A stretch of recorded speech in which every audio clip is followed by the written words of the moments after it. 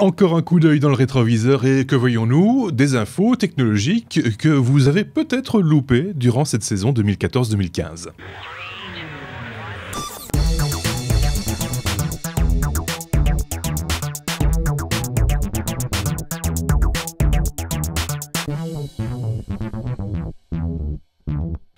L'herbe ne semble pas être plus verte chez Google, c'est en tout cas ce que nous avions appris en novembre dernier et dont on a parlé dans notre 10e épisode.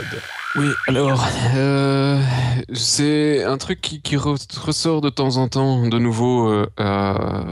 C'est un article qui a 1 an, 2 ans et qui ressort régulièrement de la part d'anciens employés de Google qui disent bon ben c'est pas aussi joli que ce que le Google veut faire croire. Bon, pourquoi en résumé, c'est parce que l'ambiance n'est pas exceptionnelle. Il y a une concurrence entre les ingénieurs. Il y a une arrogance qui est ton bureau. Il fait 2 mètres sur 2. Pour pouvoir faire une photocopie, tu as besoin d'être ingénieur. Et apparemment, il y a des blagues en interne qui circulent pour dire que Larry et Sergey, quand ils sont sur leur bateau, ils se font des petites blagues en disant ah, et moi j'ai un diplôme d'ingénieur, mais maintenant je réponds à des tickets sur Orkut. Orkut, c'est un vieux truc qu'ils ont probablement déjà... Ils ont tué, ça, Orkut, non? Non, ça existe toujours, mais ça vivote, quoi. Ah, et tous les trucs comme ça. Donc, effectivement, d'après ses employés, c'est pas le meilleur endroit pour aller bosser.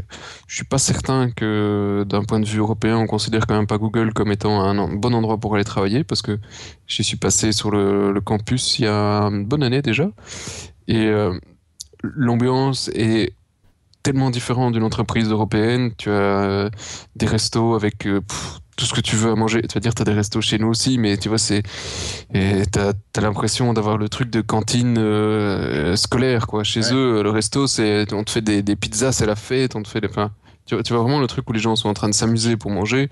T'as des endroits pour jouer, ce qui pose aussi des problèmes apparemment à certains employés, parce qu'ils disent, il y a trop de gens qui jouent, ça fait trop de bruit, et à certains moments, tu te dis, on aimerait bien bosser aussi dans le silence, ce qui n'est pas possible.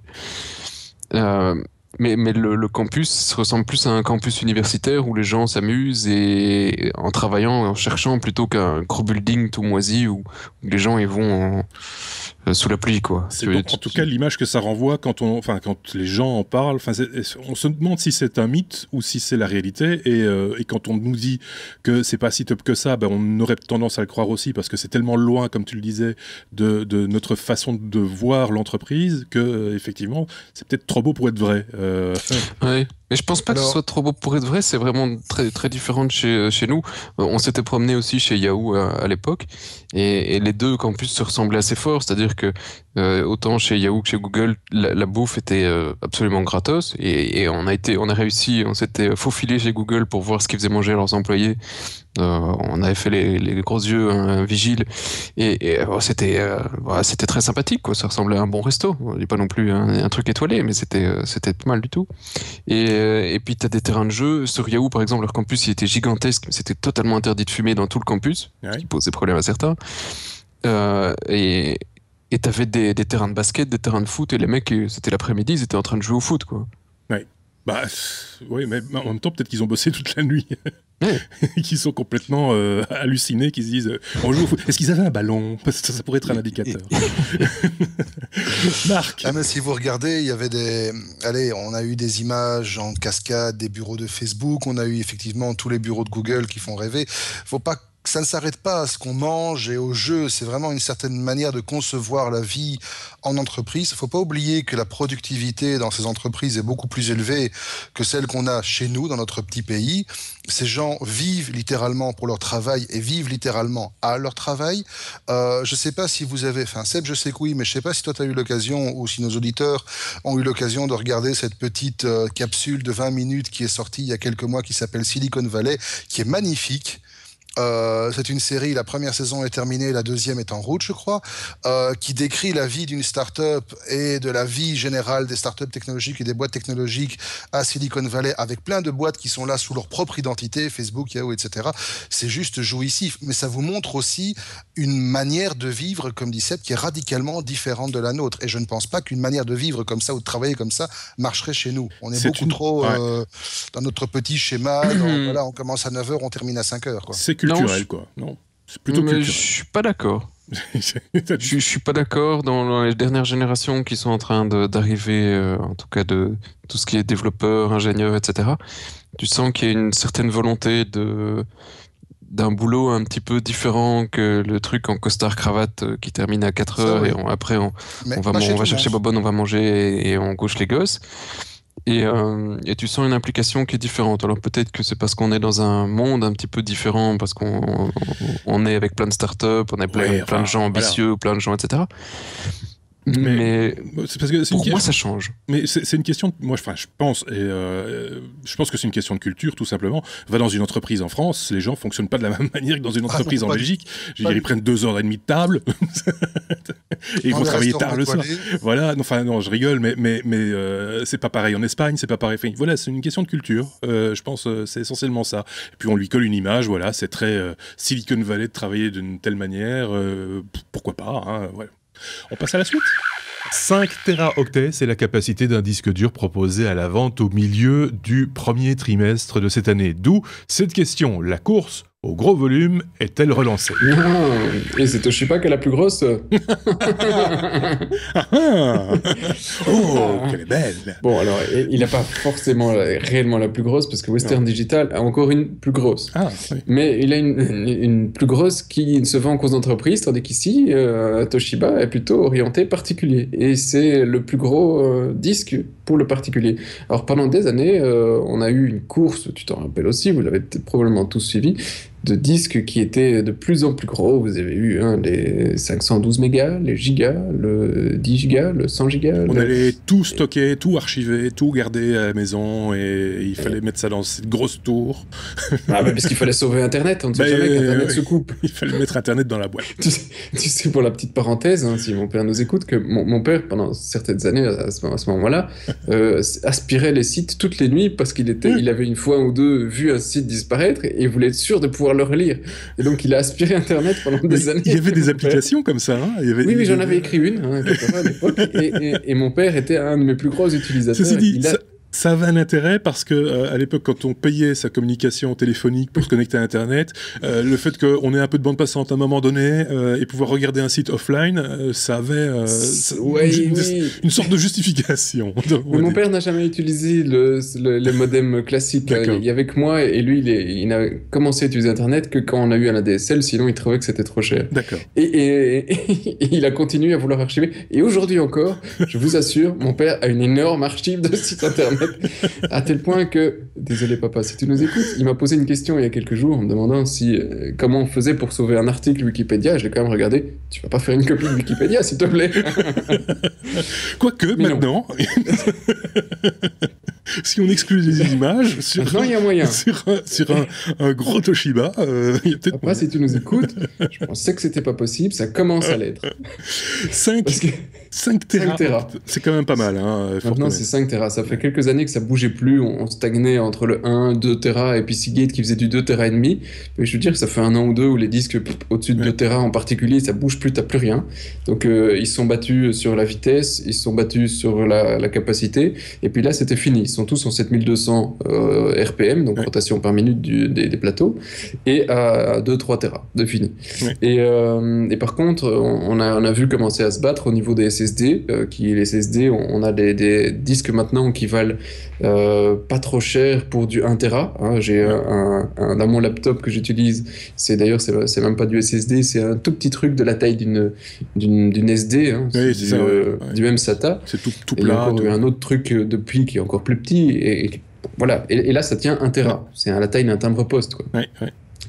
Donc de ce côté-là, ça continue à se battre sur les tailles et sur les rapidités. Par contre, sur les disques classiques, donc tout ce qui était 3 pouces et demi, donc on met dans les tours ou dans des très vieux portables, Moi, je pense à un truc. Est-ce qu'on n'a pas arrêté l'évolution des disques durs en se disant d'abord le prix était tellement bas que les gens les mettaient en RAID et donc avaient un accès plus rapide, même si c'était pas encore du SSD, mais ils avaient quand même cette possibilité d'avoir des disques rapides en les mettant en RAID. Finalement, ça coûtait pas très très cher et que à la rigueur, même argument, mais pas même utilisation, ça coûte pas très cher. On peut en mettre plusieurs. Je suis pas certain. Je pense qu'il y avait un problème physique qui devait dépasser pour pouvoir... parce que 6 Tera, ça fait quand même beaucoup de bits sur un plateau, et le nombre de plateaux n'est pas extensible dans un disque. Non. Donc ils avaient une certaine limite. Ils ont trouvé des technos qui leur permettent d'aller un tout petit peu plus loin, et surtout, parce qu'il faut avouer, ils se battaient sur le terrain du SSD, ou sur le SSD, ils ont pu se faire des marches de port pendant des années. Bien sûr. Et maintenant, ces marches sur les SSD, parce qu'il y a beaucoup de concurrence, tendent à diminuer très fortement. Donc il y en a quelques-uns qui reviennent. Il y avait Western Digital qui créait donc des disques de 5 et 6 Tera, respectivement en 5400 et 5900 RPM. Ouais. Donc c'est pas très rapide pour mettre un OS. Bon, faut pas être trop pressé, et ça valait 160-200 balles, hein, donc c'est quand même pas donné. Et alors, Toshiba vient de répliquer, ils ont lancé le 5 Tera à 7200 RPM. Donc là, on est sur un disque d'une bonne qualité, même si je suis plus trop fan non plus de ce genre de disque. De toute façon, je ne sais plus les mettre dans mon portable, hein, donc là, c'est fini. La question qu'on peut se poser, c'est est-ce que c'est bien prudent de confier à une seule mécanique, entre guillemets, autant d'une telle quantité de données, quoi. C'est la question que je me pose chaque fois. Pour certains devices, tu n'as pas le choix, tu as de la place pour un disque, donc si tu n'as plus de place, tu n'as pas le choix. Hein, tu mets ça ou tu changes de device. Et puis après, pour des utilisateurs comme Marc, donc l'autre, celui qui n'est pas là pour le moment, et moi, on utilise des NAS pour stocker toutes nos données. Donc, le NAS, c'est un disque du réseau dans lequel on met plusieurs disques on peut en mettre qu'un, mais bon, si on veut vraiment que ce soit crédible, on en met plusieurs pour pouvoir faire du RAID pour justement que on n'ait pas ce problème. Ouais. S'il y en a un qui claque, il y a une petite lumière qui s'allume, ça bip de manière assez énervante, et il faut remplacer le disque. Ouais. Et d'ailleurs, Marc, je ne sais pas ce qu'il fait avec ses NAS, mais il remplace des disques tous les quelques mois. Donc, il les mange comme des petits pains. Et donc, là, tu es très intéressé de mettre des disques de 5 Tera. Honnêtement, là, c'est très bien, parce que tu en mets 5, il y en a un qui claque, ok, bon, c'est pas grave. C'est ça, tu le changes, t'as rien perdu. Tu as perdu le prix du... T'as perdu le disque. On sait combien ça coûte, ce disque de 5 Tera ? Alors, ça coûte 200 à 230 euros, parce qu'ils vont sortir des 4 et 5 Tera. Donc le 5 Tera, c'est 230 euros. Donc si tu veux un NAS avec 5 disques, ça te coûte 1000 balles. Ouais, quand même, ouais. Plus le NAS lui-même qui va te coûter déjà la moitié de ça. Ouais, c'est ça. C'est cher, mais tu peux avoir. Donc pour 1500, un peu moins de 2000 euros, t'as un NAS de 5 Tera. Avec 20 Tera, enfin 5 Tera utile en RAID, quoi. Ouais, 20. Hein. Tu fais du RAID 5, tu vas te. Ah oui. 20 Tera, c'est pas mal. C'est pas mal. Après les gros volumes de stockage, les gros volumes en 3D avec cette imprimante capable de construire des maisons, et dont Marc nous avait parlé dans notre numéro 18. Oula. Oui, mais justement, généralement, quand on pense à une imprimante, on pense à un petit bidule qui va vous imprimer une pièce, je sais pas moi, pour remplacer dans un sèche-cheveux ou dans 12 un couteau suisse, je sais pas, en 12 heures, pour avoir un truc qui fait, je sais pas moi, 10 cm3. Non, là, c'est autre chose. Effectivement, on parle quand même d'imprimantes qui sont capables de vous imprimer 10 maisons en 24 heures. Des maisons, mais des petites maisons, des cabanes du fond du jardin. Des petites cabanes, d'accord, on ne parle que des murs, effectivement, mais quand même, 10 maisons en 24 heures. C'est pas mal.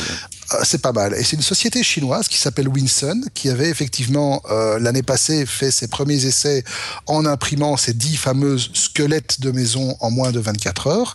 Et cette fois-ci, l'entreprise, en fait, a décidé d'aller plus loin, puisque ils ont réussi, avec la même technologie améliorée, d'imprimer un immeuble de 5 étages.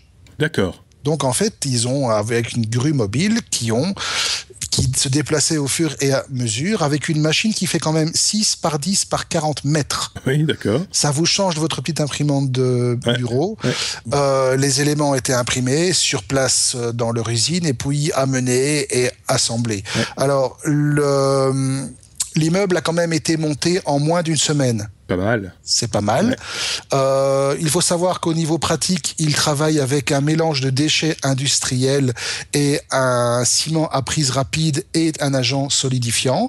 Donc, ce qui permet de recycler quand même certaines substances qui ne sont plus utiles.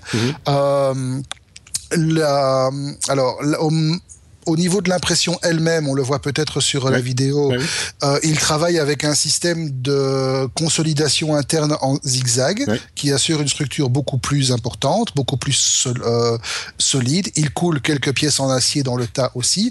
Et alors, ce qu'ils essayent de faire pour améliorer le procédé dans les mois ou les années qui viennent, c'est qu'ils vont travailler sur la possibilité d'intégrer directement les canalisations et les câblages électriques. C'est ça. Là, ça devient vraiment intéressant parce qu'il faut pas se gourer dans les plans. Non, il faut pas se gourer dans les plans. Sinon, quand tu ouvres ton robinet, tu risques d'avoir une salle surprise. Alors, ce qu'il faut savoir aussi, c'est qu'au niveau du temps de construction, ça réduit jusqu'à 70 à 80% le temps de construction. Et pour vous donner un ordre d'idée, une villa classique, 4 façades, comme on en a chez nous, dans nos campagnes, va vous revenir à peu près 140 000 euros. On parle à 120, 130 euros le mètre carré. D'accord, ok.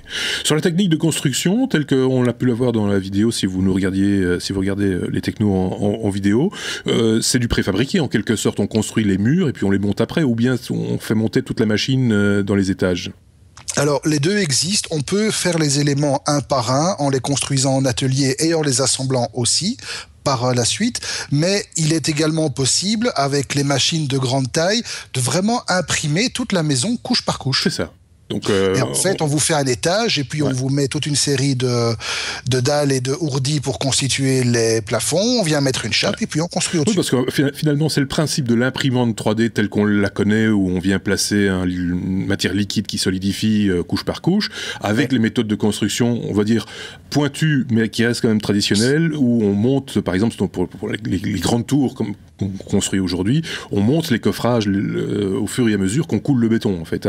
C'est ça. Et donc, pour arriver, quand on arrive tout en haut, à avoir un béton encore liquide tout en haut, il faut le chauffer. Enfin, il y a toutes des techniques très particulières. Mais finalement, c'est le même principe, sauf qu'il n'y a pas de coffrage ici. Ici, on coule ce béton dans la forme la plus optimale pour que tout ça résiste le mieux, etc. Enfin, c'est rigolo.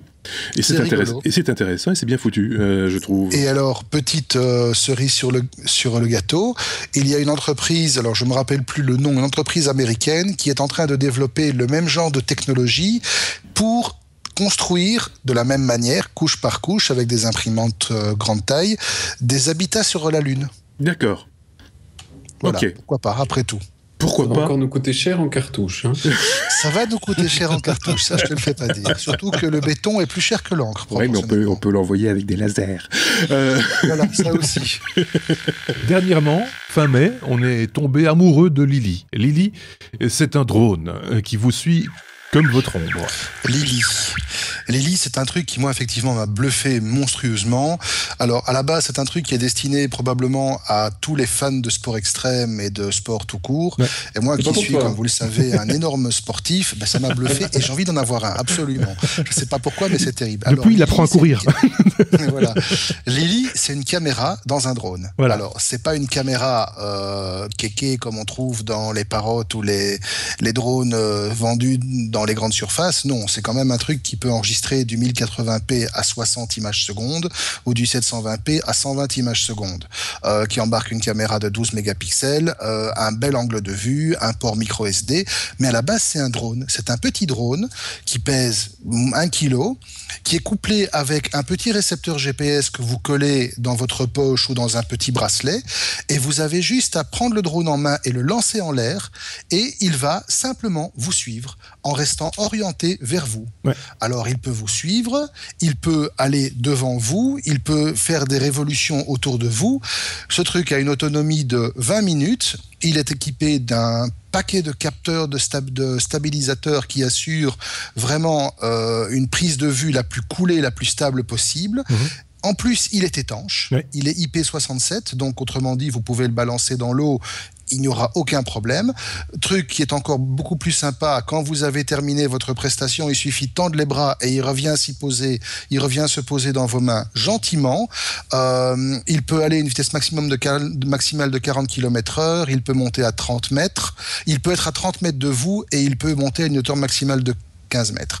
Alors, pour l'instant, c'est encore un proto. Oui. Même si apparemment le proto, d'après la vidéo qu'on voit, est assez bien avancé. Il devrait être disponible en février 2016 pour le coût de, alors là ça fait un peu glup, $1000. Ah oui, quand même. La technologie au service des humains et de leurs chats. Quelqu'un y a pensé et en a fait un gadget dont on a parlé dans notre épisode 21. Tous les maîtres de chats, comme moi, aimeraient savoir pourquoi cette putain de saloperie de bestiole va toujours vomir au même endroit. Et donc, peut-être que grâce au Mewlingual, qui est un appareil assez improbable, qui se présente comme un traducteur chat-humain, l'appareil va vous permettre de savoir ce que les chats veulent vous dire. Alors ça marche avec l'image en fait, hein. C'est la tronche que fait le chat qui détermine. Voilà. Ça marche avec deux choses. Ça marche avec l'image, effectivement. C'est une petite caméra qui va interpréter la mimique du chat, sachant que le chat, généralement, à part avoir les yeux fermés ou cracher, il fait pas grand-chose. Mais ça va également interpréter les sons. D'accord. Voilà, et donc ça peut interpréter près de 200 miaulements et reconnaître jusqu'à 21 émotions en fonction du comportement et l'attitude de votre minou. Et du ronron, etc. Ouais. Bon, on passera sur le fait que le truc va quand même coûter à peu près 170 €. Ça fait cher pour savoir ce que fait Minou, alors que le foutre dehors quand il a dégueulé, c'est beaucoup plus simple. Oui, c'est ça. Mais enfin bon, en même temps, il recommencera. Donc, En même temps, il recommencera. Voilà. On saura enfin si le fait de venir déposer une souris à moitié éventrée sur votre paillasson tous les matins est une marque d'amour et de respect, ou si simplement il essaie de vous faire comprendre que vous êtes le prochain sur la liste. Ça me fait penser à une illustration que j'ai vue pas plus tard qu'aujourd'hui. Voilà ce qui se passe si votre patron est un chat et c'est un type à son bureau avec un oiseau mort sur son bureau. Oui, c'est assez rigolo. On va terminer avec... Oui, je voulais savoir, parce que tu parles pas le chat, mais tu parles japonais. Oui, parce que le truc est j'ose espérer que le truc sera localisé quand il débarquera. Non, tu vas avoir un appareil qui peut traduire l'émotion du japonais. Ça, c'est pas facile, par contre. Mais en anglais. Et donc, il existe un appareil qui traduit l'anglais vers le russe et puis... mais je sais. Tu mets ton chat d'un côté et tu mets Skype de l'autre. Et avec la traduction simultanée, voilà. Merci de nous être fidèles. On se retrouve très vite. On lit également vos commentaires qui sont toujours les bienvenus. À très bientôt.